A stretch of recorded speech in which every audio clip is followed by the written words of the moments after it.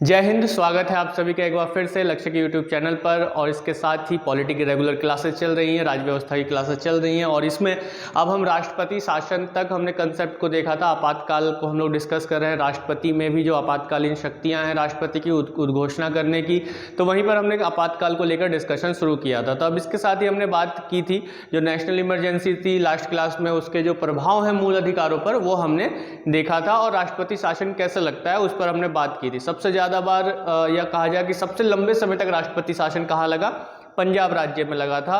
और ये भी हमने देखा था कि जो सबसे पहली बार है 1951 में जो राष्ट्रपति शासन लगा वो भी पंजाब में ही लगा था। तो यहाँ पर हम देखते हैं कि राष्ट्रपति शासन के जो परिणाम हैं वो क्या हैं। तो जल्दी से शेयर कर दीजिए अपने दोस्तों में और मुझे लाइव आने का मौका दीजिए जल्दी से जल्दी कि अगर 1000 से ऊपर सब्सक्राइबर्स हो जाते हैं तो लाइव मैं आ सकता हूं, क्योंकि यूट्यूब की पॉलिसी होती है। मेरी कोई पॉलिसी नहीं है कि मैं तभी आऊँगा जब 1000 हो जाए। ये तभी आ सकते हैं जब आप हमारे जो सब्सक्राइबर हैं वो 1000 से ऊपर हो जाएं। तो जल्दी से जल्दी शेयर कर दीजिए, लाइक कीजिए जिन्होंने अभी तक लाइक नहीं किया है, सब्सक्राइब कर लीजिए जो पहली बार देख रहे हैं, और बेल आइकन को प्रेस जरूर कीजिए ताकि अगली वीडियो की नोटिफिकेशन आप तक पहुँच पाए। और कुछ आप सीख रहे हैं, अच्छा सीख रहे हैं, और आपको यहाँ से पढ़ने के बाद, चीज़ों को समझने के बाद आपको ऐसा लगता है कि आप अपने कॉम्पिटिटिव एग्जाम में बहुत कुछ अच्छा कर सकते हैं राज्य व्यवस्था से आने वाली जो भी प्रश्न हैं उनको, और इसके साथ ही हिस्ट्री के जो भी क्वेश्चन हैं उनको लेकर, तो आप जल्दी से जल्दी शेयर कर दीजिए। और जिन्होंने अभी तक सब्सक्राइब नहीं किया है तो सब्सक्राइब कर दीजिए, मेरा अनुरोध है। चलिए, तो यहाँ पर हम राष्ट्रपति शासन के परिणामों की बात करते हैं कि राष्ट्रपति शासन जब लग जाता है तो क्या होता है। तो राष्ट्रपति जब शासन लग जाता है तो जो राष्ट्रपति होता है उसको कुछ असाधारण शक्तियाँ प्राप्त हो जाती हैं। असाधारण, ठीक है, असाधारण जो है शक्तियाँ प्राप्त हो जाती हैं। अब ये असाधारण शक्तियाँ हैं, इन शक्तियों में हम मुख्य रूप से क्या देखते हैं, हम ये देखते हैं कि जो राज्य के कार्य हैं, है ना, किसके कार्य, राज्य के कार्य, ठीक है, राज्य के कार्य या फिर राज्य के जो भी वर्क हैं, काम हैं, वो राज्य सरकार के जो भी काम है वो किसके पास आ जाते हैं, उसकी पावर उसको करने के लिए, उसको रेगुलेट करने के लिए राष्ट्रपति के पास आ जाती है। और यह कार्य जो है वह राज्यपाल और जो कार्यकारी अधिकारी हैं, कार्यकारी अधिकारी उनके माध्यम से करवाता है। ठीक है, तो जो राष्ट्रपति है, राष्ट्रपति अपने काम को या फिर जो राज्य सरकार के जितने भी काम हैं वो किसके पास चले जाते हैं, सीधी सी बात है, राज्य के जितने भी कार्य हैं वो राष्ट्रपति के पास चले जाते हैं। और राष्ट्रपति अब उन कार्यों को करने के लिए उस राज्य में तो आएगा नहीं, तो वहाँ के राज्यपाल और जो वहाँ पे एग्जीक्यूटिव ऑफिसर्स हैं, सीनियर मोस्ट IAS ऑफिसर्स हैं, सेक्रेटरी हैं, सचिव हैं, तो उनके माध्यम से अपने राज्य के सभी कार्यों को करवाता है। इसके साथ ही राष्ट्रपति कुछ घोषणा भी कर सकता है राज्य में, राष्ट्रपति घोषणा भी कर सकता है, कुछ किन्हीं प्रकार की घोषणाओं को कर सकता है। जैसे कि संसद क्या घोषणा कर सकता है कि संसद राज्य के संबंध में कानून बनाए, राज्य विधायिका की शक्तियों का प्रयोग करे, राज्य विधायिका की शक्तियों का प्रयोग करे,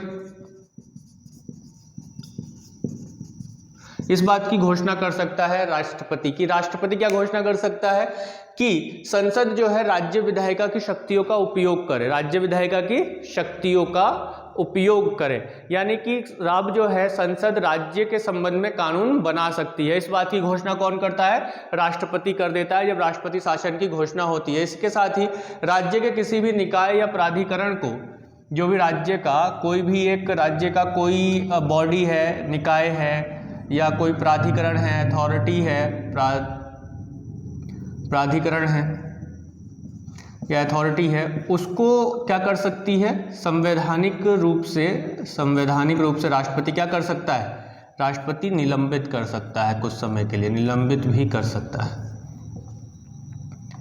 निलंबित कर सकता है। तो यहाँ तक बात समझ में आ रही है। तो जो असाधारण शक्तियाँ हैं वो कुछ इस तरीके से मिलती है कि जितने भी काम होते हैं अब राष्ट्रपति के द्वारा होते हैं, और राष्ट्रपति किसके माध्यम से करवाता है, राज्यपाल या कार्यकारी अधिकारी के माध्यम से करवाता है। राष्ट्रपति कुछ इस प्रकार की घोषणा भी कर सकता है कि संसद राज्य विधायिका की जो शक्तियां हैं उनका वह प्रयोग करके राज्य से संबंधित कानून बना सकता है। यानी कि अब इस स्थिति में क्या होता है कि जो भी राज्य सूची में चीजें लिखी गई हैं, या राज्य सूची पर किसका अधिकार होता है? अधिकार होता है किसका? राज्य का अधिकार होता है। हम लोग जानते हैं कि संविधान की 7वीं अनुसूची में क्या बात बोली गई है? बताओ जल्दी। संविधान की 7वीं अनुसूची में क्या है? संविधान की 7वीं अनुसूची में है 3 प्रकार की लिस्ट बताई गई है, केंद्रीय सूची, राज्य सूची और समवर्ती सूची। तो यहाँ पर जो राज्य सूची है उस पर कानून बनाने का अधिकार क्या है? उसमें जो विषय दिए गए हैं उस पर कानून बनाने का मुख्यतः अधिकार होता है राज्य का। अब यहाँ पर क्या होगा कि उस सूची में लिखे गए विषयों पर भी संसद कानून बना सकती है।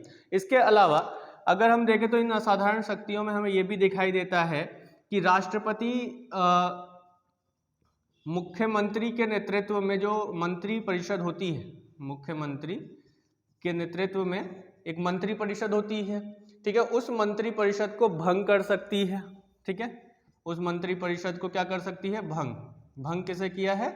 मंत्री परिषद को। ठीक है, जो मंत्री परिषद है उसे भंग कर दिया है।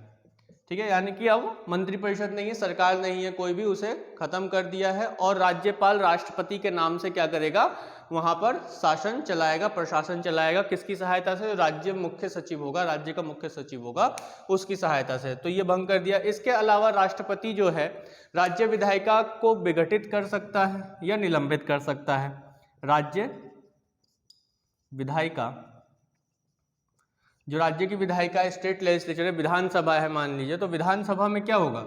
विधानसभा को ये निलंबित कर सकता है या फिर विघटित भी कर सकता है। देखिए, विघटित कर दिया यानी कि अब वह खत्म हो गया। विघटित कर सकता है या निलंबित कर सकता है। निलंबित कर दिया तो मतलब क्या हो गया? सस्पेंड हो गया। कल हम बहुत अच्छे से आप लोगों को समझाए थे। क्या समझाया था मैंने कल आप लोगों को? यही समझाए थे कि जो निलंबित है, निलंबित का मतलब क्या हो गया? कि सस्पेंड हो गया, कुछ समय के लिए उसे सस्पेंड कर दिया गया। विघटित का मतलब क्या हो गया? कि समाप्त कर दिया गया। अब अगर किसी राज्य में राष्ट्रीय आपातकाल राष्ट्रपति शासन लगा है, राज्य आपातकाल लगा है और वहां की विधानसभा को क्या कर दिया जाए? वहां की विधानसभा को विघटित कर दिया जाए। अब जब विघटित कर दिया जाता है तो वहां पर क्या होगा? जब भी राष्ट्रपति शासन हटेगा तो वहां पर अब नया चुनाव होगा। लेकिन निलंबित करने की स्थिति में ऐसा नहीं होता है क्योंकि वो सस्पेंड हुई है सरकार, यानी कि कुछ समय बाद फिर से पुनर्जीवित हो जाएगी।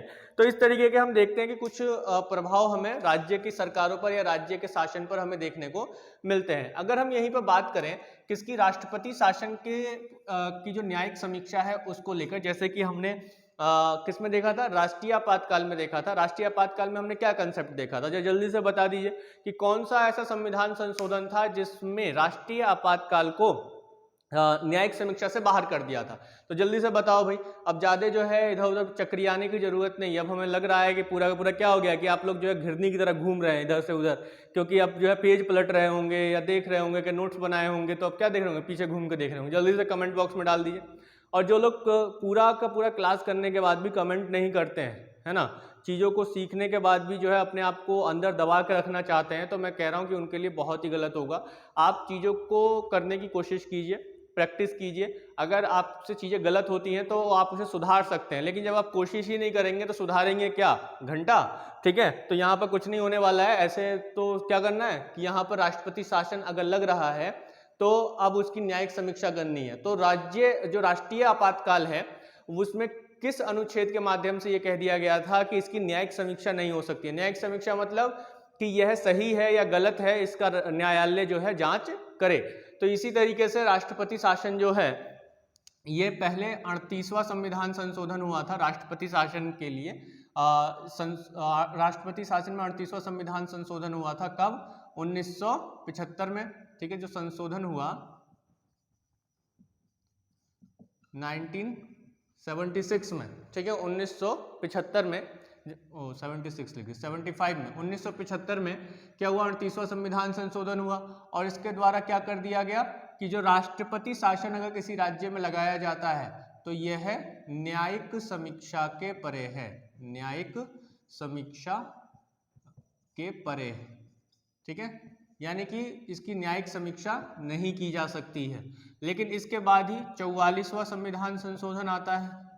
ठीक है, ये दोनों संशोधन इतने महत्वपूर्ण हैं और 44वां, 42वां, 38वां, 24वां ये ऐसे संशोधन हैं जो इंदिरा गांधी के टाइम में हुए, एक मोरारजी देसाई के टाइम में हुए। तो इन दो सरकारों ने बड़े पैमाने पर खूब बड़े बड़े संशोधन किए हैं। मोरारजी देसाई यानी मुख्य रूप से 44वां जो संविधान संशोधन है और जितने भी संविधान संशोधन किए गए इंदिरा गांधी के द्वारा उसमें परिवर्तन करने वाले हैं। तो ये हुआ आपका 1978 में। इसने क्या कहा, इसने कहा कि न्यायिक समीक्षा हो सकती है, यानी कि कोर्ट इस बात को डिसाइड करे कि क्या राष्ट्रपति शासन किसी राज्य में लगाया गया है तो सही तरीके से लगाया गया है या नहीं लगाया गया है।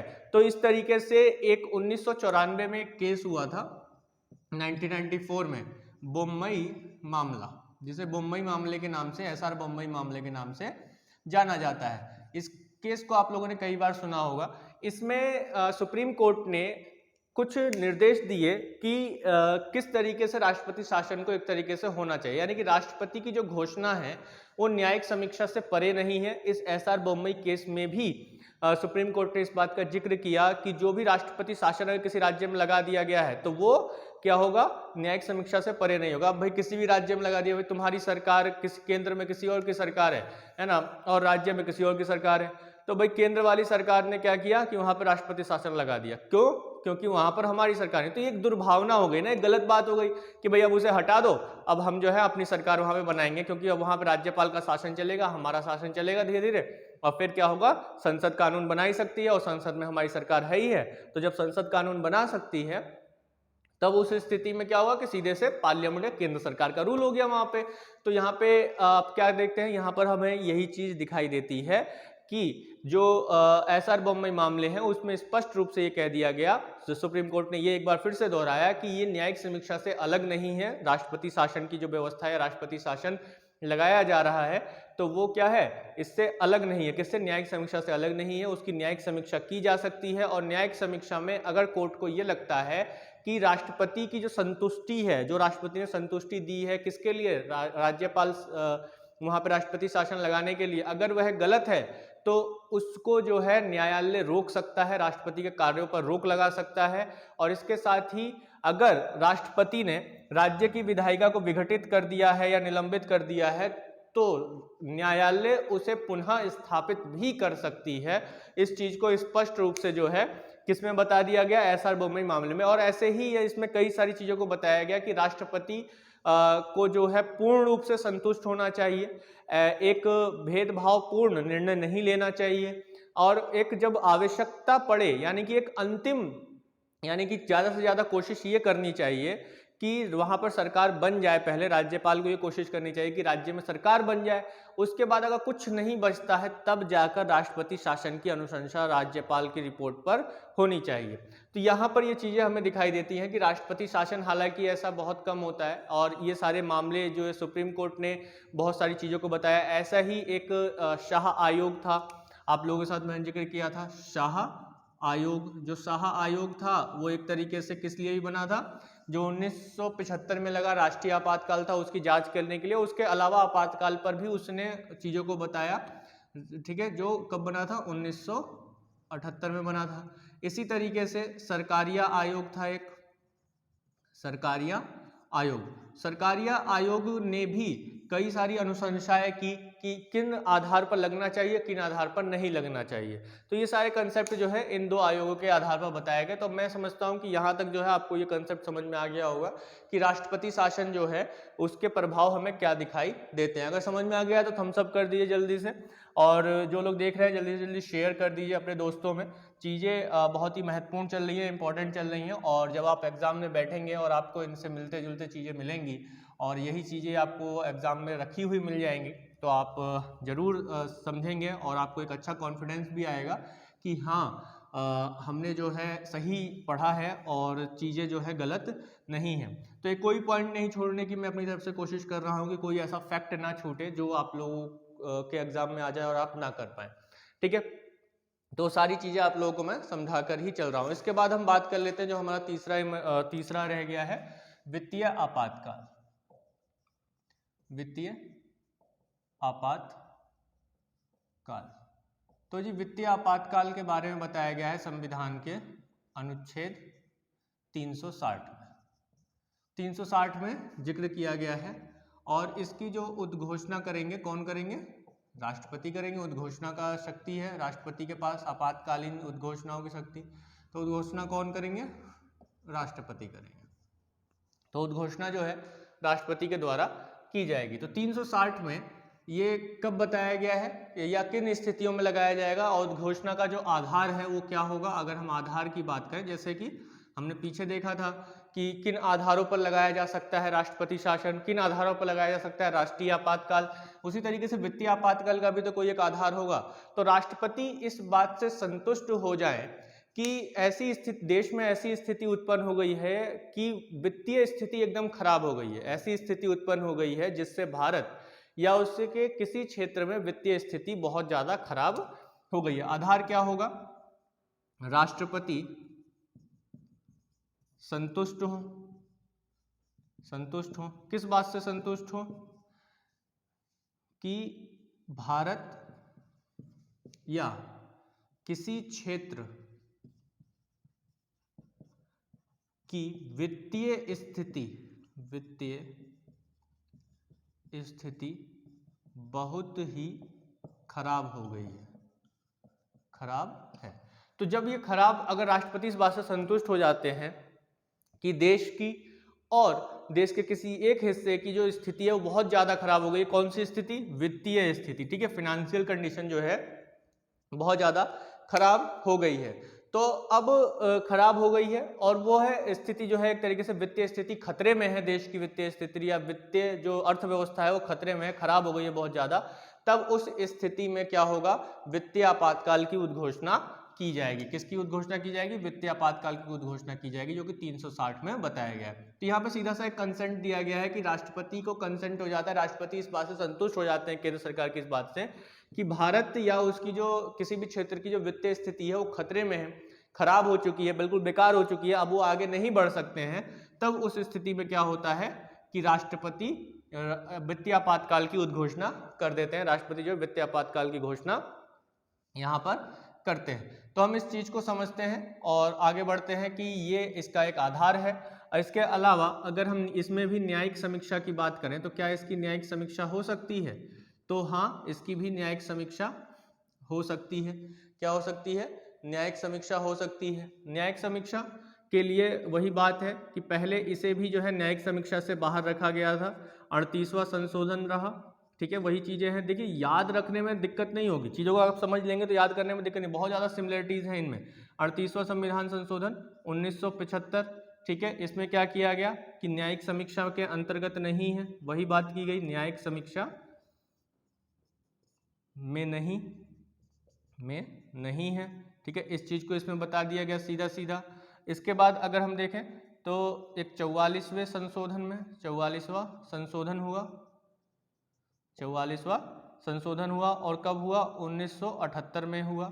44वां संविधान संशोधन 1978। जब 44वां संविधान संशोधन 1978 हुआ तो इसमें क्या कर दिया गया कि न्यायिक समीक्षा के अधीन है,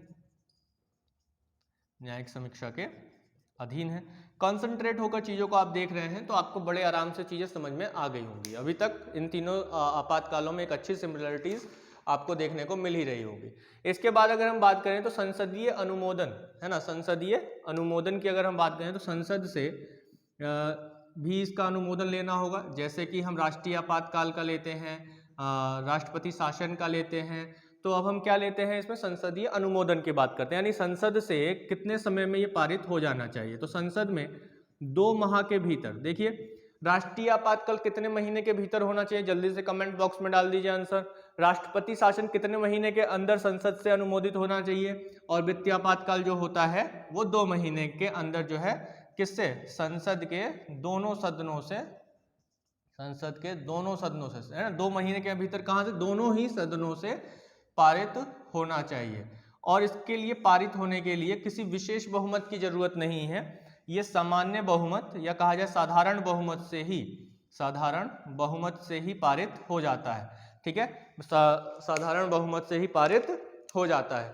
क्लियर है? अब ये पारित हो गया 2 महीने के अंदर अंदर, तो पारित होने के बाद ये कितने समय तक रहेगा? तो देखिए जल्दी से कमेंट बॉक्स में ये डाल दीजिए कि जो राष्ट्रीय आपातकाल है वो कितने समय तक रहता है और कब कब उसे बढ़ाया जाता है। तो चाहे आपको लिखना पड़े लिखिए आराम से, ठीक है, लेकिन कमेंट में डालिए। और जो राष्ट्रपति शासन है वह कितने समय के लिए अधिकतम लगाया जाता है। और यहाँ पर हम देखते हैं कि जो वित्तीय आपातकाल है अगर अनुमोदित हो जाता है संसद से 2 महीने के भीतर तो कितने समय के लिए लग जाएगा, ये लग जाएगा अनिश्चित काल के लिए, अनिश्चित काल के लिए। यानी कि इसके लिए कोई टाइम डिसाइड नहीं किया गया है, ये इसके लिए कोई टाइम डिसाइड नहीं किया। अनिश्चित काल से लग गया तो इसका मतलब क्या हो गया, इसका मतलब ये हो गया कि अधिकतम समय की सीमा निर्धारित नहीं है। यही तो बात हो गई, अधिकतम समय सीमा निर्धारित नहीं है, ठीक है, अधिकतम समय सीमा निर्धारित नहीं है। इसी तरीके से अगर देखा जाए तो जो अनिश्चित काल है उसका दूसरा मीनिंग क्या होता है कि जारी रखने के लिए संसद की पुनः मंजूरी आवश्यक नहीं है। इसमें अगर आगे भी जारी रहते हैं तो यहाँ पे अब जो है पुनः मंजूरी आवश्यक नहीं है। क्यों, यहां पर हम देखते हैं कि देखिए 2 से कंपेयर कीजिए। जो राष्ट्रीय आपातकाल था उसमें क्या था, जल्दी से बताइए, राष्ट्रीय आपातकाल में क्या था कि एक अधिकतम सीमा निर्धारित की गई है, ठीक है, 6 महीना निर्धारित किया गया। उसके बाद बढ़ाने के लिए भी जो है 6-6 महीना करके बढ़ा सकते हैं और उसके बाद भी अनंत काल तक बढ़ा सकते हैं राष्ट्रीय आपातकाल 6-6 महीना करके, ठीक है। और उसमें भी जो है पुनः मंजूरी चाहिए होती है, किसकी, संसद की। राष्ट्रीय आपातकाल में राष्ट्रपति शासन में क्या है कि 6 महीने तक का लग जाता है पहले, फिर उसके बाद उसे 6 महीने और बढ़ाने के लिए संसद की अनुमति लेनी होती है।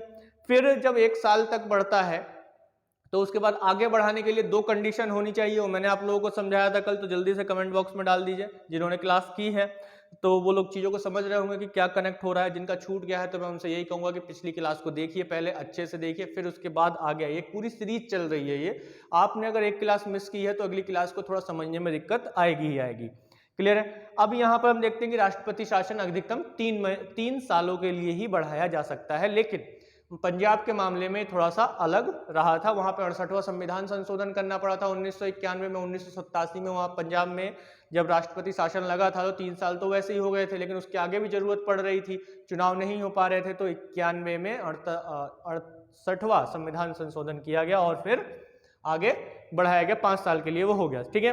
तो मैं यहाँ तक समझता हूँ कि संसद का जो अनुमोदन है वो आपको समझ में आ गया होगा कि 2 महीने के भीतर जो है ये हो जाना चाहिए। और इसके साथ ही संसद में सामान्य बहुमत से होना चाहिए और इसका कोई टाइम नहीं है, अनिश्चित काल के लिए लगा रह सकता है। अब जब अनिश्चित काल के लिए लगा रहता है तो ये चीज़ जो है थोड़ी दिक्कत सी हमें लग रही है कि अनिश्चित काल तो मतलब कितना भी हो सकता है। तो ऐसा नहीं है कि इसको वापस नहीं लिया जा सकता, बीच में इसको कभी भी वापस लिया जा सकता है। इसकी जो वापसी है वो साधारण एक राष्ट्रपति की उद्घोषणा से हो जाता है। राष्ट्रपति अगर इस बात से संतुष्ट हो जाएं कि अब स्थितियां सुधर गई है तो राष्ट्रपति की उद्घोषणा से क्या हो जाएगा, इसकी वापसी हो जाएगी, इसकी वापसी आ जाएगी। यानी कि कहा जा सकता है कि वित्तीय आपातकाल वापस हो जाएगा और इसके लिए संसद की मंजूरी लेने की जरूरत नहीं है। यानी कि जो मंजूरी मतलब कि इस उद्घोषणा को संसद में पारित करने की जरूरत नहीं है, संसद में पारित करने की आवश्यकता नहीं है, ठीक है। तो बात आपको अच्छे से समझ में आ गई होगी। एक बार कंपेयर कीजिएगा, आपने जो नोट्स बनाए हैं उन नोट्स में राष्ट्रीय आपातकाल, राष्ट्रपति शासन और वित्तीय आपातकाल, इन तीनों को एक साथ रखिएगा, आपको बड़े आराम से कंपैरिजन करके चीजें ध्यान में आ जाएंगी, याद हो जाएगी। अगर इसके प्रभाव की बात करें, इसका प्रभाव क्या पड़ेगा, राष्ट्रीय आपातकाल का माफ कीजिएगा, वित्तीय आपातकाल का प्रभाव क्या पड़ेगा। अगर हम इसके प्रभाव की बात करें तो क्या प्रभाव पड़ेगा, एक तो जो केंद्र का कार्यकारिणी शक्ति है, कार्यकारिणी शक्ति का विस्तार हो जाएगा। मतलब यह है राज्यों के वित्तीय मामलों पर क्या हो जाएगा, केंद्र का अधिकार हो जाएगा। राज्य सेवा में, ठीक है, राज्य सेवा के जो कर्मचारी होंगे, उनके वेतन में कटौती होगी। तीसरा क्या बोला गया है कि जो केंद्र सरकार है कि ना, केंद्रीय कर्मचारी हैं, केंद्र सेवा में लगे हुए जो कर्मचारी हैं और इस बात को और ध्यान रखिएगा, सुप्रीम कोर्ट और हाई कोर्ट के जो जज हैं, न्यायाधीश हैं, उनकी भी सैलरी कटेगी, ठीक है, उनका भी वेतन कटेगा।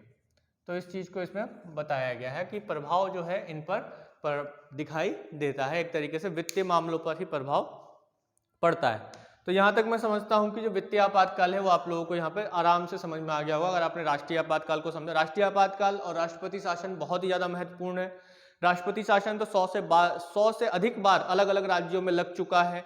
9 बार तो उत्तर प्रदेश में ही लगा है, 8 बार तो बिहार में लगा है। तो इस तरीके से जो है कई बार जो है लग चुका है भारत के अलग अलग राज्यों में राष्ट्रपति शासन, और इसके कारण अलग अलग रहे, कुछ पॉलिटिकल मामले ज्यादा रहे, है ना, आपसी द्वेष, अलग अलग पार्टियां होना, ये ज्यादा रहा है और आजकल भी हमें ये दिखाई देता है। राष्ट्रीय आपातकाल 3 बार लगा है, नेशनल इमरजेंसी 3 बार लगा है, कब कब लगा है वो भी मैंने आप लोगों को बता दिया है।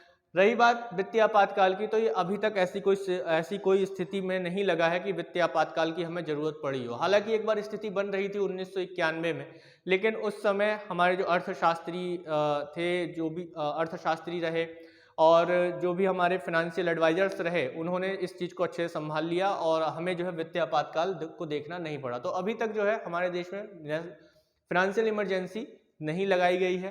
तो इसलिए जो है ये चीज़ें कुछ इसी तरीके से ही बनी हुई है जैसे संविधान में इसको लिखा गया है। इसमें किसी तरीके के एक तरीके से संशोधन नहीं देखा गया।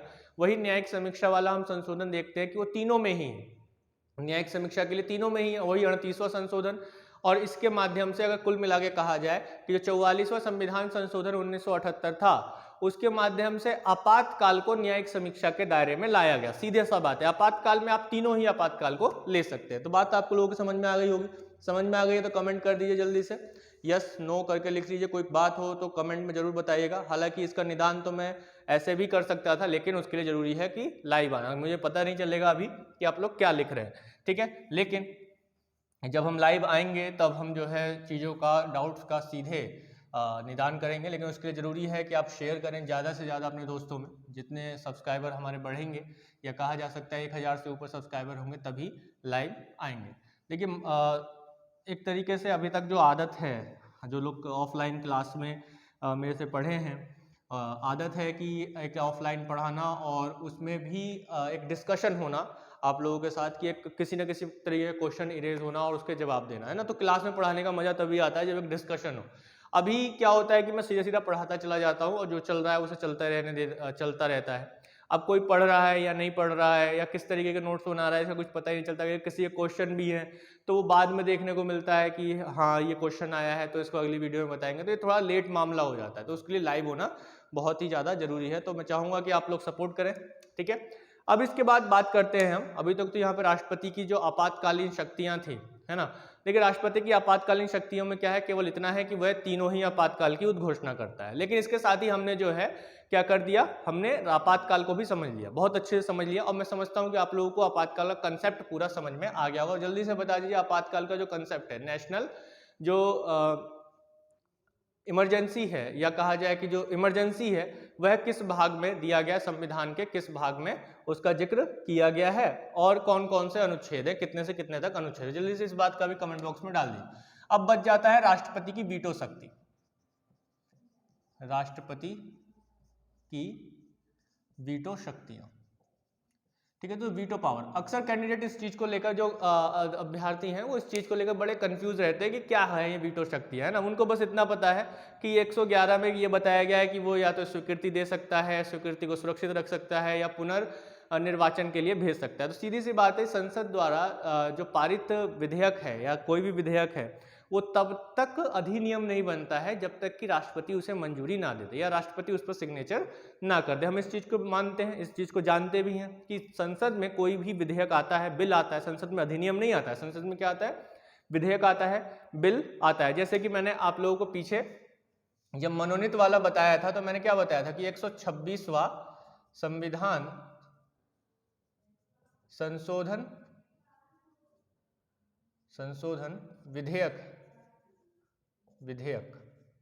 2019, तो ये विधेयक बताया मैंने, 126वां विधेयक बताया, ठीक है। संविधान में संशोधन विधेयक कौन सा है? 126वां। अब इसे राष्ट्रपति ने पारित कर दिया। आप जल्दी से कमेंट बॉक्स में डाल दीजिए कि इसका संबंध किससे है, 126वें संशोधन विधेयक से लेकर का संबंध किससे है। अब ये एक्ट बन गया, तो एक्ट बनने के बाद जो ये संशोधन हो गया, ये कौन सा संशोधन हो गया? 104वां संविधान संशोधन हो गया।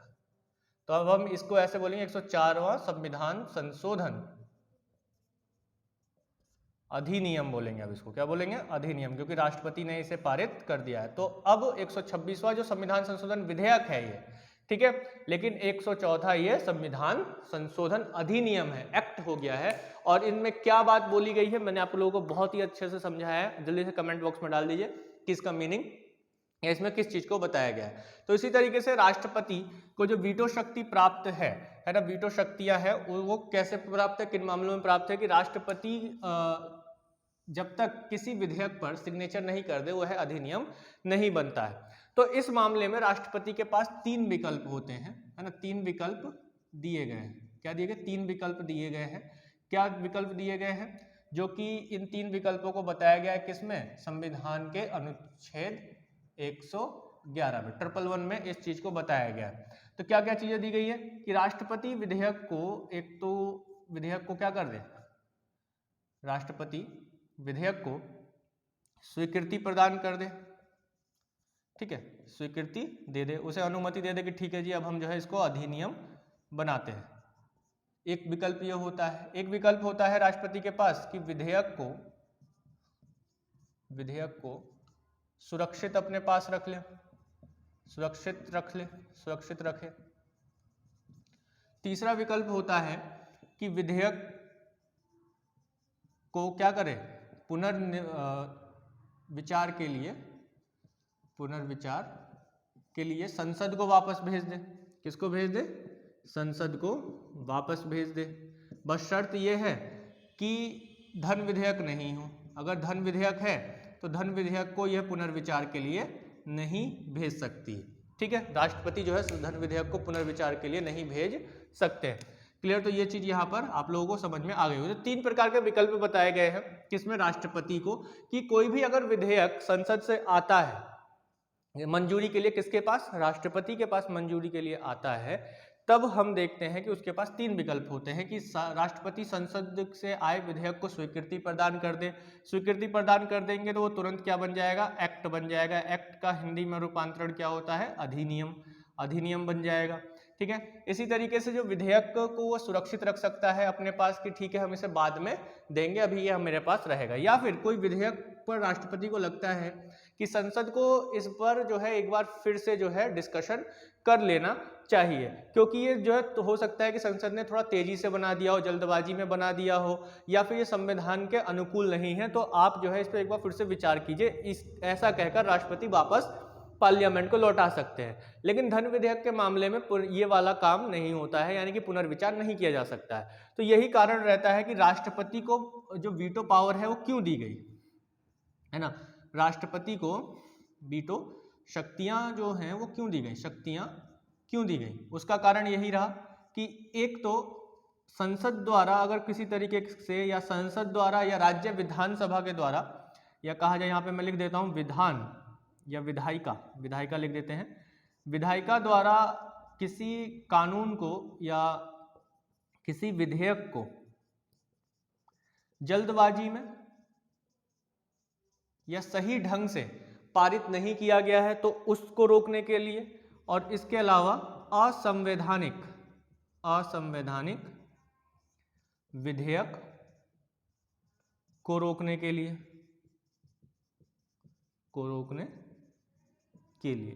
ठीक है। तो ये चीज हमें यहाँ पर दिखाई देती है कि कोई भी जो राष्ट्रपति को जो पावर दी गई है, वीटो पावर दी गई है, उसका एक कारण क्या है कि अगर विधायिका यानी कि संसद या फिर राज्य की विधान सभा किसी भी तरीके से ऐसे कानून को पारित करती है जो जल्दबाजी में उसने पारित किया हो या सही ढंग से नहीं किया गया है, तो उस पर रोकने के लिए कि भाई इसे एक बार फिर से देख लो, ये गलत है, या फिर उसे अस्वीकृति प्रदान कर दे राष्ट्रपति की संविधान के अनुकूल नहीं है, गलत है, तो कोई असंवैधानिक विधेयक हो उसे रोकने के लिए और कोई गलत तरीके से आया है, जल्दबाजी में आया है, सही ढंग से पारित नहीं हुआ है, तो उसको रोकने के लिए राष्ट्रपति को वीटो शक्तियां दी गई हैं और 3 विकल्प उसमें राष्ट्रपति के लिए बताया गया है। इसके अलावा अगर हम देखें वीटो पावर जो होती हैं उसके टाइप्स क्या होते हैं, उसके कंसेप्ट क्या होता है, कितने प्रकार की जो है वीटो शक्तियां हमें देखने को मिलती हैं, तो उस पर हम लोग बात कर लेते हैं कि वीटो शक्तियां कितने प्रकार की हैं और भारत में कितने प्रकार की वीटो शक्तियां, विश्व में कितने प्रकार की प्रचलित हैं और भारत में कितने प्रकार की प्रचलित हैं।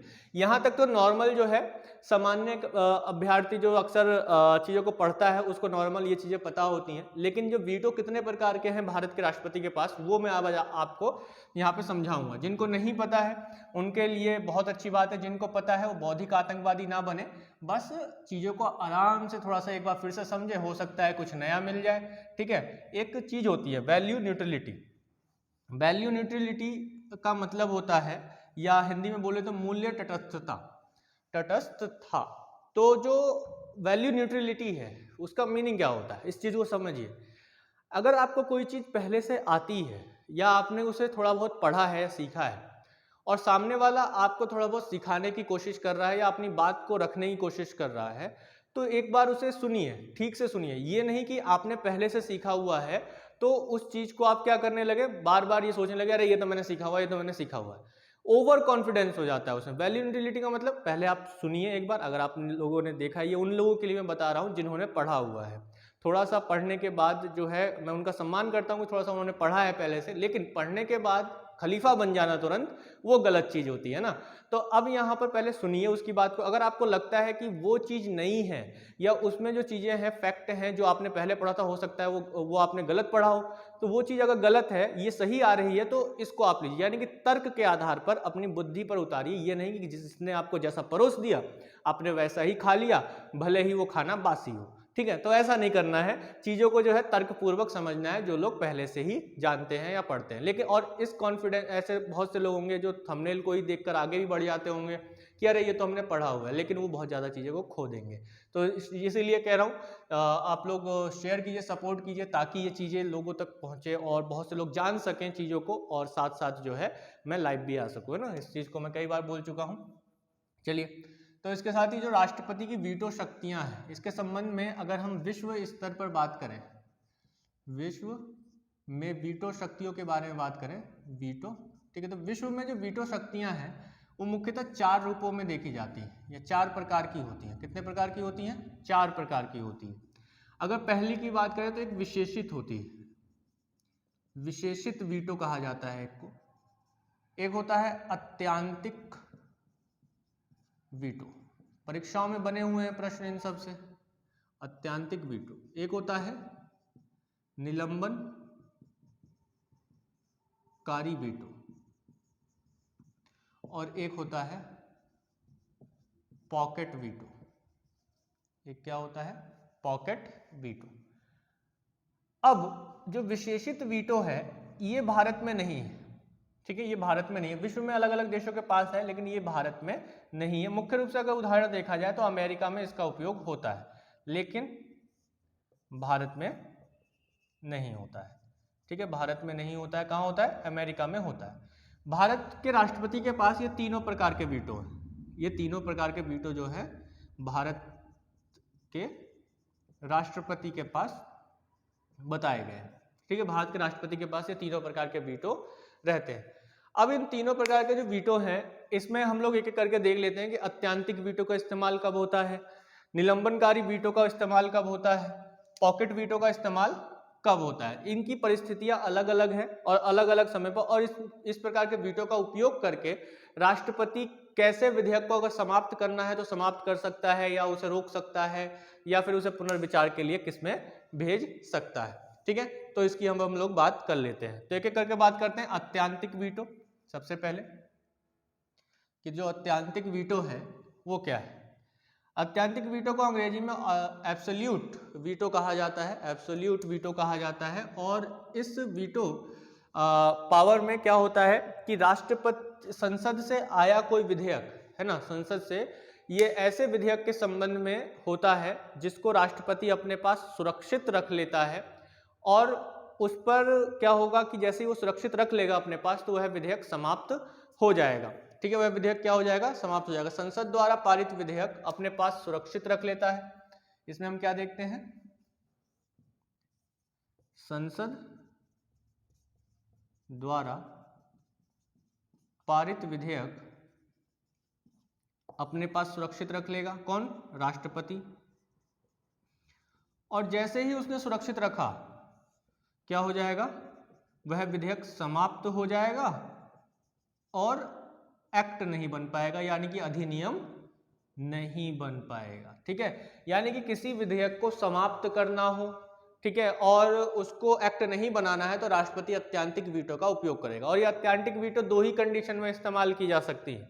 क्या कंडीशन हो सकती हैं इनकी, दो ही मामलों में इसका उपयोग किया जा सकता है, दो ही मामलों में। दो मामले क्या हो सकते हैं, पहला मामला कि ये जो विधेयक संसद में लाया गया ये गैर सरकारी विधेयक है, गैर सरकारी विधेयक। अब बहुत से लोगों के मन में ये बात उमड़ रही होगी कि ये गैर सरकारी विधेयक क्या होगा, है ना। तो ये गैर सरकारी विधेयक का मतलब है कि प्राइवेट बिल, और प्राइवेट बिल का भी और जो मतलब मैं बताऊं कि संसद का वह सदस्य जो मंत्री नहीं है ना। गैर सरकारी विधेयक का मतलब क्या हो गया, गैर सरकारी का मतलब सबसे पहले समझिए कि संसद का वह सदस्य जो मंत्री नहीं है, समझे, जो मंत्री नहीं है वह व्यक्ति इस विधेयक को लेकर आया, कोई बिल लेकर आया। देखिए हमारी जो पार्लियामेंट है, संसद है, उसमें एमपीज होते हैं, सदस्य होते हैं, सभी एमपी मंत्री तो नहीं होते हैं, ठीक है। तो जो सदस्य मंत्री नहीं है,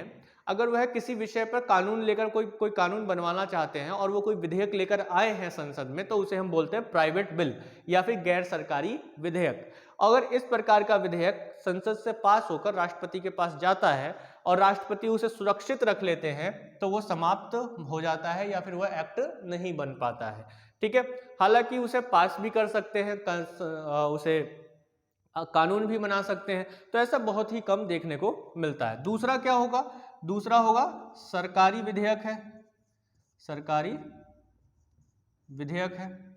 तो जो सरकारी विधेयक है दोस्तों, ये सरकारी विधेयक का मतलब क्या हो गया, सरकारी विधेयक मतलब जो मंत्री लोग हैं उन्होंने विधेयक प्रस्तुत किया है। तो सरकारी विधेयक के संबंध में कोई संसद से पारित होकर विधेयक राष्ट्रपति के पास पहुंचता है और उस समय क्या हो कि मंत्रिपरिषद, तभी जैसे ही राष्ट्रपति के पास पहुंचता है तो मंत्रिपरिषद त्याग पत्र दे देता है, त्याग पत्र दे देता है। त्याग पत्र मतलब कि मान लीजिए कि 5 साल का जो टर्म है वो खत्म हो गया, संसद से पारित हो गया था विधेयक, राष्ट्रपति के पास पहुंचा है, या फिर किसी भी तरीके से सरकार गिर जाती है, ठीक है, अविश्वास प्रस्ताव आ गया, मान लीजिए सरकार थी, अविश्वास प्रस्ताव आ गया और सरकार गिर गई, तो वहां पे मंत्रिपरिषद को त्याग पत्र देना होगा। मंत्रिपरिषद ने त्याग पत्र दे दिया, लेकिन विधेयक जो है संसद से पारित होकर राष्ट्रपति के पास पहुंचा हुआ है। अब राष्ट्रपति जी उसे जो है अत्यंतिक वीटो के अंतर्गत रखेंगे और जो त्यागपत्र मंत्रिपरिषद ने दिया है, अगली बार जब नया मंत्रिपरिषद आएगा, है ना, और क्या हो कि जो नया मंत्रिपरिषद है, नया मंत्रिपरिषद जो बना है, इनके बाद, इनके त्यागपत्र देने के बाद वह मंजूरी देने से मना कर दे, मंजूरी से मना कर दे, ठीक है। मंजूरी से जब नया जो मंत्रिपरिषद है वो मंजूरी देने से क्या करे, मना कर दे, तब राष्ट्रपति क्या करेंगे, उसे अत्यंतिक वीटो के अंतर्गत रखेंगे और वह सुरक्षित रख लेंगे। और इसका मतलब क्या हो गया कि वह अधिनियम, वह विधेयक एक्ट नहीं बन पाएगा, अधिनियम नहीं बन पाएगा और समाप्त हो जाएगा। तो अत्यंतिक वीटो समझ में आ जाना चाहिए आप लोगों को कि संसद द्वारा पारित विधेयक को राष्ट्रपति अपने पास सुरक्षित रख लेते हैं। सुरक्षित रखने का मतलब क्या है कि वह समाप्त हो जाएगा या एक्ट नहीं बन पाएगा। ये दो ही मामलों में किया जा सकता है, एक जो गैर सरकारी विधेयक है, गैर सरकारी विधेयक यानी कि किसी सांसद के द्वारा लाया गया विधेयक हो, दूसरा एक सरकारी विधेयक हो सकता है, लेकिन सरकारी विधेयक के मामले में अत्यंतिक वीटो का उपयोग तब किया जाता है जब मंत्रिपरिषद त्याग पत्र दे दे और नया मंत्रिपरिषद उस पर अपनी मंजूरी या सहमति ना दे, ठीक है। तो इस वजह से क्या होगा कि एब्सोल्यूट वीटो का इस्तेमाल इस प्रकार से किया जाता है। इसी तरीके से अगर देखा जाए तो जो निलंबनकारी वीटो है वो क्या है, तो अत्यंतिक वीटो समझ में आया होगा आप सभी लोगों के। जिसको समझ में नहीं आया है कमेंट बॉक्स में जो भी डाउट हो उसे लिख कर डाल दीजिएगा। अगर किसी को कोई भी डाउट हो तो वो भी, दूसरा डाउट भी आप लोग डाल सकते हैं। कोशिश करता हूं कि मैं सारे के सारे कमेंट पढ़ लूं और उसके डाउट्स मैं अगली क्लास में दे दूं।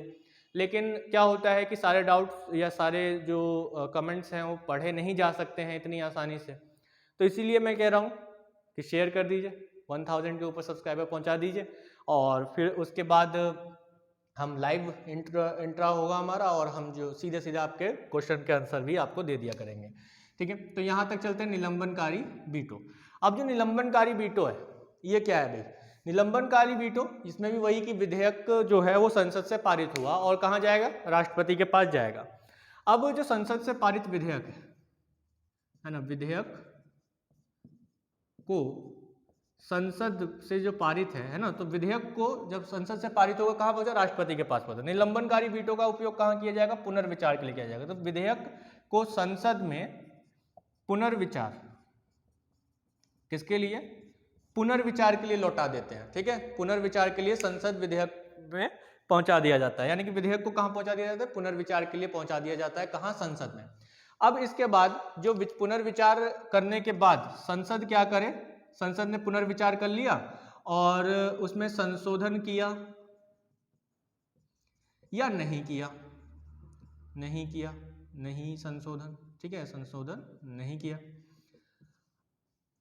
या तो संशोधन करके वापस भेज दे या फिर संशोधन किए बगैर वापस भेज दे। दोनों ही कंडीशन में अगर उसे वापस भेज दिया है कहां? राष्ट्रपति के पास। ठीक है, तब अब राष्ट्रपति बाध्यकारी हैं स्वीकृति देने के लिए।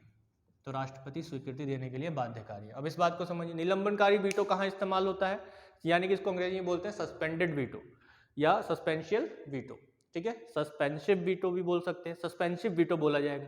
अब ये जो सस्पेंसिव वीटो का इस्तेमाल करके राष्ट्रपति क्या करेंगे? राष्ट्रपति करेंगे कि जो विधेयक उनके पास पहुंचा है उस विधेयक को संसद में पुनर्विचार के लिए राष्ट्रपति भेजेंगे, और संसद क्या करे कि उस विधेयक में संशोधन भी कर सकती है या फिर बिना संशोधन किए एक बार फिर से पारित करके राष्ट्रपति के पास भेज देती है। अब जब राष्ट्रपति के पास भेज देती है, राष्ट्रपति वापस आए उस विधेयक पर स्वीकृति देने के लिए बाध्यकारी होते हैं। ठीक है, इस बात को आपको ध्यान में रखना होगा। ठीक है, स्वीकृति देने के लिए क्या होंगे? बाध्यकारी होंगे। तो यानी कि कुल मिला के हम ये कह सकते हैं कि राष्ट्रपति के इस वीटो को, यानी कि निलंबनकारी जो वीटो की पावर है उसको संसद जो है साधारण बहुमत से ओवर रूल कर देती है, साधारण बहुमत से पीछे छोड़ देती है, ओवर रूल कर देती है। मतलब कैसे साधारण बहुमत से? कैसे कि देखिए दोबारा से वो पास कर दिया, साधारण बहुमत से विधेयक को पारित करके वापस भेज दिया, तो इस वीटो को लगाने का कोई फायदा थोड़ी हुआ। अगर संशोधन किया तो ठीक है, नहीं किया तो क्या हुआ कि इस वीटो को लगाने का कोई फायदा नहीं हुआ। उनको तो दूसरी बार जब जाएगा उनके पास तो उनको स्वीकृति तो प्रदान करनी ही होगी, ये उनके ऊपर बाध्यकारिता आरोपित है ही है। इसके अलावा अगर देखा जाए तो पुनर्विचार के लिए मैंने अभी आप लोगों को बताया किस प्रकार के विधेयक को नहीं भेजा जा सकता है? धन विधेयक को नहीं भेजा जा सकता है। धन विधेयक अगर होगा तो इसे पुनर्विचार के लिए नहीं भेजा जा सकता, लेकिन धन विधेयक को स्वीकृति दी जा सकती है या स्वीकृति नहीं दी जा सकती है, या अपने पास जो है सुरक्षित रखा जा सकता है। ठीक है, लेकिन पुनर्विचार वाला पावर जो है राष्ट्रपति के पास नहीं होगा धन विधेयक के मामले में। लेकिन धन विधेयक को राष्ट्रपति क्या कर सकते हैं? धन विधेयक को स्वीकृति दे सकते हैं या स्वीकृति पर रोक लगा सकते हैं, अपने पास सुरक्षित रख सकते हैं, लेकिन धन विधेयक को पुनर्विचार के लिए नहीं भेज सकते। तो ये बात भी ध्यान रखिएगा, ये अक्सर कंफ्यूज होते हैं कैंडिडेट कि अगर क्वेश्चन ऐसे बन जाता है कि धन विधेयक पर राष्ट्रपति निम्नलिखित शक्ति रखते हैं, कौन सी शक्ति नहीं रखते हैं? तो यहाँ पे पुनर्विचार नहीं रखेंगे, स्वीकृति की रखते हैं, सुरक्षित रखने की रखते हैं, पुनर्विचार की शक्ति नहीं रखते हैं कि उसे पुनर्विचार के लिए भेज सके। तो ऐसे ध्यान में रखिएगा, आराम से क्वेश्चन बन जाते हैं। एक एक पॉइंट अच्छे से समझा रहा हूँ, चीजें आप लोगों को अच्छे से समझ में आ जानी चाहिए। कोई डाउट हो तो कमेंट जरूर कीजिएगा। तो ये था आपका निलंबनकारी वीटो, और बहुत ही अच्छे से आप लोगों को समझ में आ गया होगा, इस बात का मुझे पूरा यकीन है, और आप लोगों पर भी पूरा भरोसा है कि आप लोग बहुत अच्छे से धैर्य के साथ क्लासेस कर रहे हैं। सारी जो लोग भी कर रहे हैं बहुत अच्छे से कर रहे हैं, अच्छे रिजल्ट लेकर आएंगे, यही मेरी कामना है। इसके बाद पॉकेट वीटो। पॉकेट वीटो की अगर हम बात करें तो जो पॉकेट वीटो है, पॉकेट वीटो एक क्या होता है कि इसमें बड़ा ही अच्छा सा होता है, यानी कि एक तरीके से कहा जाए कि ये एक वीटो जो है, ये वीटो पावर जो है एक तरीके से निष्क्रिय वीटो पावर है ना, इसको हम निष्क्रिय कह सकते हैं। पॉकेट वीटो को पॉकेट वीटो ही अंग्रेजी में बोलेंगे, लेकिन इसको अगर हम अपनी तरफ से ध्यान रखना चाहें तो ये निष्क्रिय है। इसमें क्या होता है कि कोई अगर विधेयक राष्ट्रपति के पास पहुंचा है तो उस विधेयक पर राष्ट्रपति ना तो सहमति देते हैं, ना तो कोई सहमति देंगे, ठीक है, ना ही उसे वापस लौटाएंगे, ठीक है, ना सहमति देंगे, ना स्वीकृति देंगे, ना ही वापस लौटाएंगे, सहमति देंगे, ना ही उसे क्या करेंगे, अस्वीकृत करेंगे, और ना ही क्या करें, पुनर्विचार के लिए लौटाएंगे। यानी कि इनमें से कोई काम नहीं होगा, या ना तो उसे सहमति देंगे, ना ही स्वीकृति देंगे, ना ही पुनर्विचार के लिए उसे लौटाएंगे। यानी कि जो तीन विकल्प होते हैं राष्ट्रपति के पास 111 में, ठीक है, अनुच्छेद 111 में मैंने क्या बोला, तीन विकल्प होते हैं, उन तीनों विकल्पों में से कोई सी का उपयोग नहीं करेंगे, तो उसे पॉकेट वीटो कहते हैं। ये इसलिए ऐसा है राष्ट्रपति के पास कि राष्ट्रपति संविधान में कहीं भी इस बात का जिक्र नहीं किया गया है कि राष्ट्रपति को इतने समय में, है ना, इतने समय में, कोई समय निर्धारित किया होगा, इतने समय में क्या करना होगा, विधेयक पर निर्णय लेना होगा, विधेयक पर निर्णय। यानी कि विधेयक पर निर्णय लेने के लिए राष्ट्रपति, संविधान में कोई भी टाइम डिसाइड नहीं किया गया है, समय निर्धारित नहीं किया गया है राष्ट्रपति को, तो इसी वजह से ये पॉकेट वीटो कहलाता है। पॉकेट वीटो में क्या है कि उन्होंने विधेयक लिया और चुपचाप जेब में रख लिया है कि भैया आप जो है बात करेंगे, फिर कभी बात करेंगे आराम से, ठीक है। तो सहमति नहीं भी दे सकते हैं, अस्वीकृत कर सकते हैं, अस्वीकृत भी नहीं करते हैं, और ना ही उसे पुनर्विचार के लिए लौटाते हैं। यानी कुछ भी नहीं करेंगे, उसे चुपचाप उठा के जेब में डाल देंगे और निष्क्रिय पड़ा रहेगा, ठीक है, वो ऐसे निष्क्रिय पड़ा रहेगा। तो ऐसा हुआ है, कई बार हुआ, और तीनों के ही उदाहरण हमें देखने को लगातार मिले हैं, ठीक है। तो पॉकेट वीटो में जो विधेयक होगा वह इसलिए ऐसा देखा जाता है, पॉकेट वीटो को इसलिए देखा जाता है क्योंकि संविधान में जो है किसी भी तरीके से राष्ट्रपति के लिए ये समय निर्धारित नहीं किया गया है कि वह इतने समय में विधेयक को वापस लौटा दे या फिर विधेयक पर अपना निर्णय दे दे, ठीक है। लेकिन अगर हम अमेरिका से तुलना करें तो अमेरिका में ये जो टाइम दिया गया है वो 10 दिन का दिया गया है कि अमेरिका के जो राष्ट्रपति है वो किसी भी विधेयक पर 10 दिन के भीतर अपना निर्णय दे दे। लेकिन भारत में जो है ऐसा कोई भी निर्णय लेने के लिए या राष्ट्रपति को निर्णय देने के लिए किसी भी तरीके के टाइम को डिसाइड नहीं किया गया। तो यहाँ तक मैं समझता हूँ कि आप लोगों को पॉकेट वीटो भी अच्छे से समझ में आ गया होगा। इसी तरीके से अगर हम दो बात करें कि जैसे कि जो वीटो पावर है, वीटो पावर का उपयोग राष्ट्रपति नहीं कर सकते हैं किन मामलों में, किन मामलों के विधेयक में। देखिए धन विधेयक मत बोलना है ना, बहुत से कैंडिडेट यहाँ पर धन विधेयक बोल देते हैं। धन विधेयक के मामलों में वीटो पावर का उपयोग नहीं हो सकता है, हो सकता है वैसे या तो स्वीकृति दे दे या फिर अपने पास सुरक्षित रख ले, बस पुनर्विचार के लिए ही तो नहीं भेज सकते, है ना, पुनर्विचार के लिए तो नहीं भेज सकते, क्योंकि उन्हें पुनर्विचार के लिए क्यों नहीं भेज सकते, क्योंकि पूर्वानुमति, राष्ट्रपति की पूर्वानुमति से ही तो वह पारित किया गया है, ठीक है। तो इसलिए वो जब संसद से पारित होकर दोबारा उनके पास आता है तो वह उसे क्या, या जो पूर्वानुमति में ही क्या हो सकता है, संसद से पारित तो बाद में होगा, पहले पूर्वानुमति तो किसकी ली जाती है, राष्ट्रपति की ली जाती है। तो वे पुनर्विचार के लिए किसको भेजेंगे, क्योंकि सबसे पहले तो उन्हीं के पास आएगा, ठीक है। तो पुनर्विचार के लिए तो उसी विधेयक को भेजा जाएगा ना जिस पर विचार करके उनके पास भेजा गया है। लेकिन धन विधेयक क्या होता है, धन विधेयक पहले राष्ट्रपति को ही पास ही भेजा जाता है, तो राष्ट्रपति उसे पुनर्विचार के लिए किसके पास भेजेंगे, कोई नहीं है विचार करने के लिए, तो वो क्या करते हैं, स्वीकृति दे सकते हैं उस पर या फिर अपने पास उसे सुरक्षित रख सकते हैं, लेकिन पुनर्विचार के लिए नहीं भेज सकते हैं। सीधा सा कंसेप्ट है, आप इस लॉजिक को समझिए।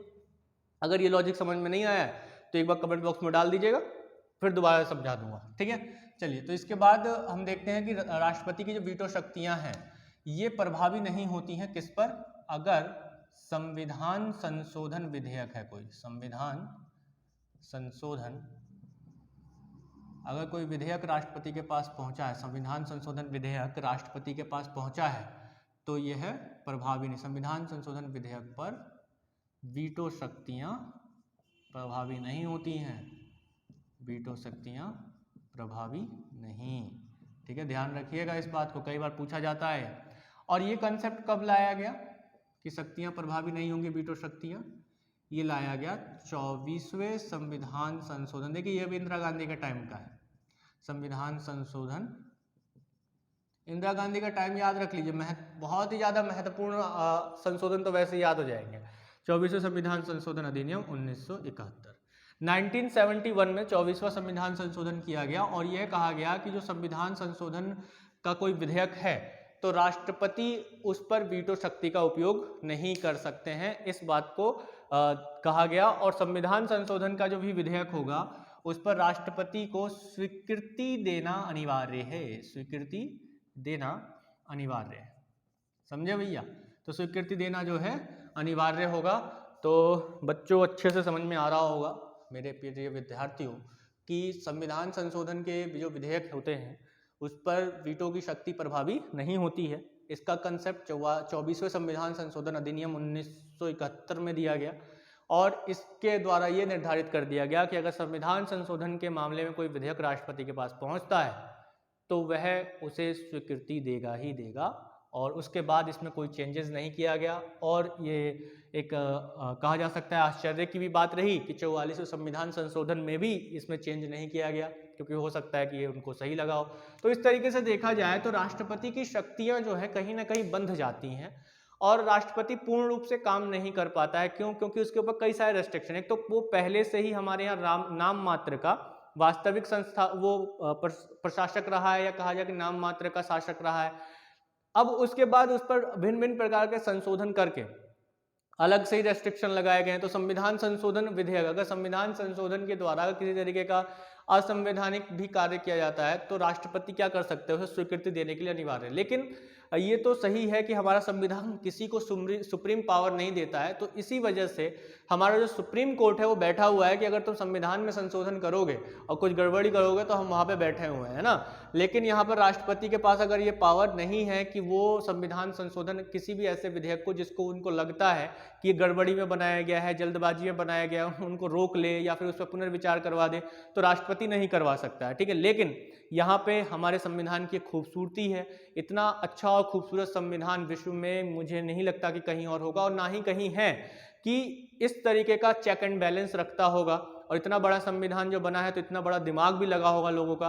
और यही कारण है कि हम देखते हैं कि संविधान संशोधन विधेयक भले ही राष्ट्रपति उस पर कोई निर्णय ना ले सकते हो, वो मजबूर हो स्वीकृति देने के लिए, लेकिन हमारा जो उच्चतम न्यायालय है, सुप्रीम कोर्ट है, ऐसे मामलों पर आराम से निर्णय ले सकता है, समीक्षा कर सकता है कि कहीं ये जो संशोधन है संविधान के जो मूल ढांचे हैं उसको तो नुकसान नहीं पहुंचा रहा है, जो देश की हमारी संप्रभुता है, अखंडता है, उसको तो नुकसान नहीं पहुंचा रहा है। तो उसकी रक्षा एक तरीके से संविधान की रक्षा के लिए सुप्रीम कोर्ट यहाँ पर इस मामलों में रहता है। तो राष्ट्रपति को एक तरीके से कोई पावर यहाँ पर नहीं होती है। इसी तरीके की जो शक्तियाँ हैं या जो पावर है वो राज्य विधायिका के मामले में भी है राष्ट्रपति को। ठीक है, तो राष्ट्रपति की वीटो शक्ति राज्य विधायिका पर भी काम करती है ना, राज्य विधायिका पर भी काम करती है। राज्य विधायिका मतलब जो स्टेट लेजिस्लेचर है ना, स्टेट लेजिस्लेचर है कि मान लीजिए कि जो राज्य है कोई, तो राज्य की विधानसभा से, राज्य की जो विधानसभा है, विधानसभा से कोई विधेयक पारित हुआ तो पारित होकर वो कहाँ जाएगा? पारित होकर जाएगा राज्यपाल के पास, राष्ट्रपति के पास नहीं जाएगा, पहले जाएगा वो राज्यपाल के पास, जो उस राज्य का राज्यपाल है। तो राज्यपाल को, जैसे राष्ट्रपति को 111 में बताया गया है 3 प्रकार के विकल्प, उसी तरीके से राज्यपाल को संविधान के अनुच्छेद 200 में, किसमें? संविधान के अनुच्छेद 200 में 4 विकल्प बताए गए हैं। कैसे विकल्प, कितने विकल्प बताए गए? 4 विकल्प बताए गए। राष्ट्रपति को तो 3 बताए गए हैं, इनको 4 बताए गए। 3 तो वही है जो राष्ट्रपति के पास है कि स्वीकृति दे सकता है, अपने पास सुरक्षित रख सकता है, पुनर्विचार के लिए लौटा सकता है अगर धन विधेयक नहीं है तो। चौथा वाला जो विकल्प है उस पर हमें फोकस करना है। यहाँ पे जो 4th विकल्प है ना, चौथा यहाँ पे 4th लिख देता हूँ कि अगर राज्यपाल को रखता है कि इस विधेयक पर राष्ट्रपति की मंजूरी लेनी चाहिए, राष्ट्रपति इस पर निर्णय दे, तो अब यहाँ पर क्या होता है? चौथा विकल्प ये दिया हुआ है राज्यपाल को कि राष्ट्रपति के लिए विधेयक को सुरक्षित रखता है। बात समझ रहे हैं? नहीं समझ रहे हैं ना? बहुत अच्छे से समझ में आ जानी चाहिए भाई, है ना। इतना खोलकर और इतना लार्जली पढ़ा रहा हूँ ना इस समय, इतना बढ़िया पढ़ा रहा हूँ, या कहा जा सकता है बढ़िया, तो मैं क्या कहूँ खुद से, है ना। आप लोगों को समझ, एक एक डिटेल्स में आपको देने की पूरी कोशिश कर रहा हूँ। तो मैं समझता हूँ कि आप लोगों को अच्छे से समझे। कोई भी जो डाउट होगा या कोई भी क्वेश्चन अगर आपका बनता है तो उससे आपको बड़े आराम से इनसे आंसर्स मिल जाएंगे। ठीक है, तो आप लोग आराम से पढ़ते रहिए, अच्छे से पढ़ते रहिए, समझते रहिए चीज़ों। कोई डाउट है तो कमेंट बॉक्स में जरूर डालिए। ठीक है, तो यहाँ पे विधेयकों को सुरक्षित रख सकता है, किसके? राष्ट्रपति के लिए सुरक्षित रख सकता है, राष्ट्रपति की मंजूरी के लिए सुरक्षित रख सकता है। अब जो राज्य से आने वाले जो विधेयक हैं उनके लिए, अब ये वाला जो विधेयक है ये राष्ट्रपति के पास जाएगा, तो राष्ट्रपति को जो अनुच्छेद 201 में, किस अनुच्छेद में? संविधान के अनुच्छेद 201 में। जो संविधान का अनुच्छेद 201 है, देखिए 200 में तो राज्यपाल को 4 विकल्प दिए गए हैं और यहाँ पर राष्ट्रपति को संविधान के अनुच्छेद 201 में कितने विकल्प दिए गए हैं? 3 विकल्प दिए गए हैं, वही वाले है ना जो ऊपर थे। तो 3 विकल्प दिए गए हैं किसको? राज्यपाल, राष्ट्रपति को भी 3 विकल्प दिए गए हैं। 3 विकल्प वही कि एक स्वीकृति दे सकते हैं, स्वीकृति नहीं दे सकते हैं और राज्यपाल से कहेंगे कि इसको जो है पुनर्विचार के लिए किसको भेज दिया जाए? राज्य विधायिका को भेज दिया जाए।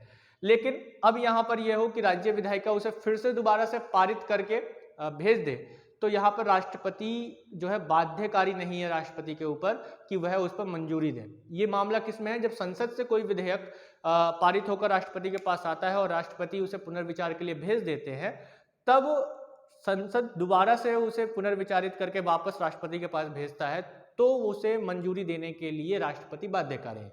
लेकिन अगर राज्य से आया कोई विधेयक राष्ट्रपति पुनर्विचार के लिए भेज देते हैं और राज्य विधायिका ने उसे फिर से पारित करके राष्ट्रपति के पास भेजा है, तब राष्ट्रपति बाध्यकारी नहीं है कि उसे वह स्वीकृति दे। हो सकता है कि उसे सुरक्षित रख लें या फिर एक बार फिर से पुनर्विचार के लिए भेज दें। ठीक है, तो यहाँ तक मुझे लगता है कि आप लोगों को बहुत अच्छे से समझ में आ गया, राज्य के विषय में भी आ गया होगा, थोड़ा सा कंसेप्ट क्लियर हो गया होगा वीटो पावर के रूप में, और इसके साथ साथ जो राष्ट्रपति की वीटो शक्ति है उसके बारे में भी बहुत अच्छे से चीज़ें आपको क्लियर हो गई होंगी, क्रिस्टल क्लियर हो गया होगा, माइंड एकदम बढ़िया से हो गया होगा। तो जल्दी से शेयर कर दीजिए अपने दोस्तों में। अगर आपने बहुत कुछ सीखा है, यहाँ से जाना है, आपको कुछ अच्छा मिल रहा है, तो गुरु दक्षिणा देना चाहते हैं तो शेयर कर दीजिए भाई, यही तो मांग रहा हूँ, इससे कम कोई तो लेता भी नहीं है ना। तो कर दीजिए शेयर जल्दी जल्दी और अपने दोस्तों में शेयर कीजिए, बताइए उन्हें कि कितना अच्छा प्लेटफॉर्म है, आपको कितना कुछ सीखने को मिल सकता है। चलिए, तो अगले जो भी एग्जाम आपके लिए आएंगे, मैं यही शुभकामना देता हूं कि इनसे आने वाले क्वेश्चंस आप बहुत अच्छे से कर सकें। तो मिलते हैं अगली क्लास में। अगली क्लास में हम बात करेंगे जो अध्यादेश की पावर है राष्ट्रपति की, राष्ट्रपति जो अध्यादेश ऑर्डिनेंस जारी करता है उसके क्या प्रावधान है, क्या पावर है, उस पर बात करेंगे। फिर इसके बाद राष्ट्रपति का जो चैप्टर है वो एक तरीके से क्लॉज खत्म हो जाता है और फिर इसके बाद उपराष्ट्रपति, प्रधानमंत्री, संसद, मंत्रिपरिषद, महान्यायवादी, इन सब पर बात करेंगे एक एक करके। तो आराम से पढ़ते रहिए, चीज़ों को समझते रहिए, एक बार बस पढ़ने की जरूरत है, सही से चीज़ों को कंसेप्चुअली समझने की जरूरत है, कुछ नहीं छूटेगा, कहीं से भी आ जाए पॉलिटी में कुछ नहीं, कहीं नहीं जाने वाला है। ऐसी हर एक सब्जेक्ट के साथ मैं करने वाला हूँ। जीएस में आपका कोई ऐसा सब्जेक्ट नहीं बचेगा जिसमें आपको रटने की जरूरत पड़े, चीज़ों को समझ लीजिए और आपको सारी चीज़ें अपने आप ही याद हो जाएंगी। तो ज़्यादा इधर उधर भटकिए नहीं, बस कंसंट्रेट रखिए और चीज़ों को लगातार पढ़ते रहिए और समझते रहिए। तो चलिए मिलते हैं अगली क्लास में। धन्यवाद, जय हिंद।